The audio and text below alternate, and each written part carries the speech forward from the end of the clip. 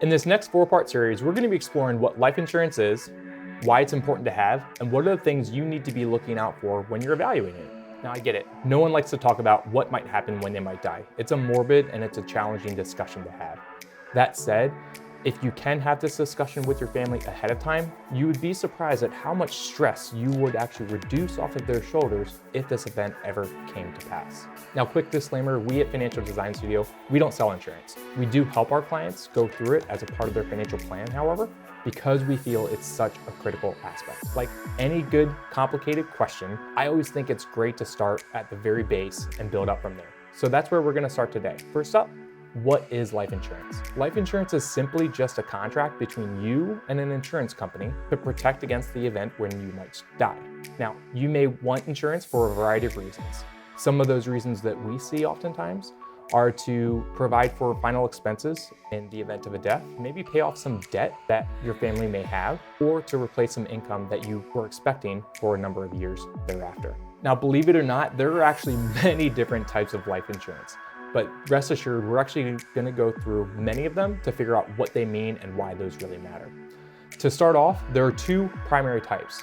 Those are going to be term and permanent.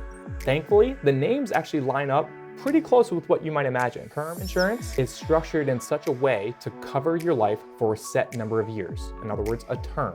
It is not designed to last your entire lifetime if you live until a ripe old age. Permanent insurance, on the other hand, is a contract that's designed to last until your advanced years. Now, even within permanent insurance, there are 4 subtypes that you should be aware of. Those are going to be whole life, universal life, variable life, and variable universal life. But more on those in just a little bit. For now, we want to talk about the primary differences between term and permanent coverage. With a term contract, when you make your premium payment each month, each quarter, each year, however you have it structured, all of that premium is going towards the cost for the policy. However, with the permanent policy, some of the premium that you pay goes towards covering the costs, and another portion actually goes toward building up a cash value under the contract. Now, this is important to know because as you're trying to compare a term policy against a permanent policy, you may not always be comparing apples to apples. The decision on which type of policy to buy really depends on a number of factors for each person and their unique circumstances. That said, here at Financial Design Studio, we will typically often refer that clients look at term coverage as opposed to permanent. Here's why. As you progress through your working career, you should be saving money as you go. You should be spending down the debts that you have. You should be slowly becoming less and less dependent on your income each and every year. In other words, you're reducing the need of life insurance for yourself in the future. Now, that said, we do see some situations where it does make sense to look at a permanent policy over a term.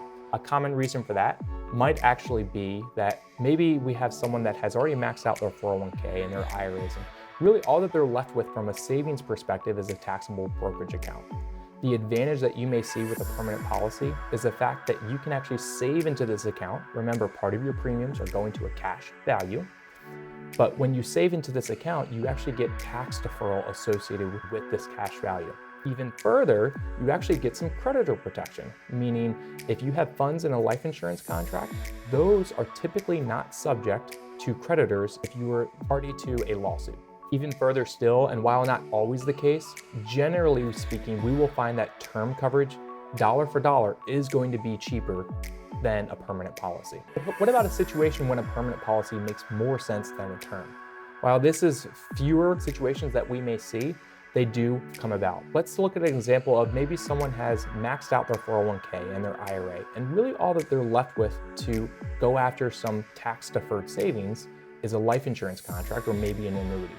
In this situation, the advantage that you could see with a life insurance contract is as you're adding funds into the contract, you're actually able to defer the taxes year over year and not pay them, like when you file your tax return each year.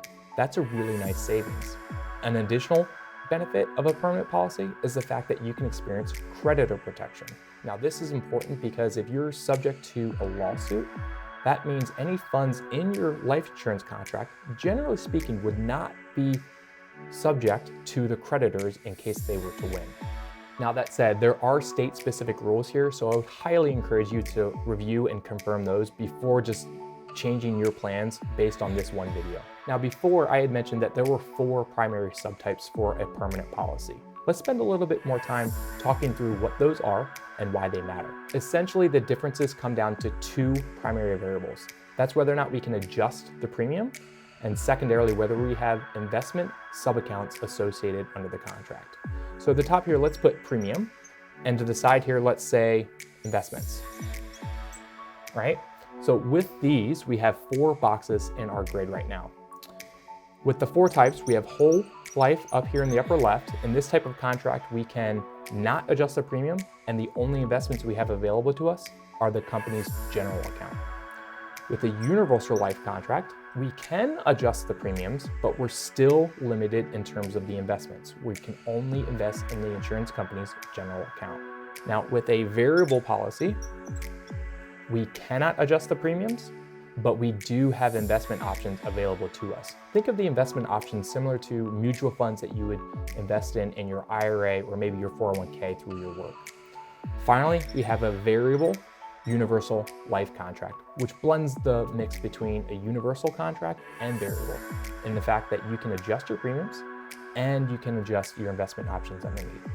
So if we step back and think through this, we actually think, well, the whole life contract seems the most restrictive, and it is, whereas the VUL contract seems the least restrictive, and it is. The struggle is not all the time does it make sense that you will always pick a VUL over a whole life if you're evaluating permanent policies. There are lots of factors that go into what makes a certain policy better than another. There are even more variables than what we just described here, so it really is a case-by-case decision. Now, there are lots of variables that go into whether or not we want a whole life policy or a VUL, even a permanent policy to begin with. Now, if we take a step back, we can see that this whole life policy is actually the most restrictive. We can't adjust our premiums and we can't adjust the investment options underneath. Whereas the VUL, that's the least restrictive. We can adjust our premiums and we can adjust our investment options underneath. But it's not as easy of just saying we want the most flexible policy versus the least flexible. Fortunately, there are lots of other variables that influence whether a certain policy is better than another. Unfortunately, there are even more variables that we need to consider when evaluating the decision on which type of policy to buy. We'll start going through some more of those nuances and those variables in later videos. That's it for this one, but please stay tuned for the future videos in this series as we go through more of these variables associated with decision points that you should be aware of with your life insurance contracts. Now, if you have an existing contract that you'd like to review with us, or you have questions that this arose for you directly, please let us know and reach out. We'd love to help.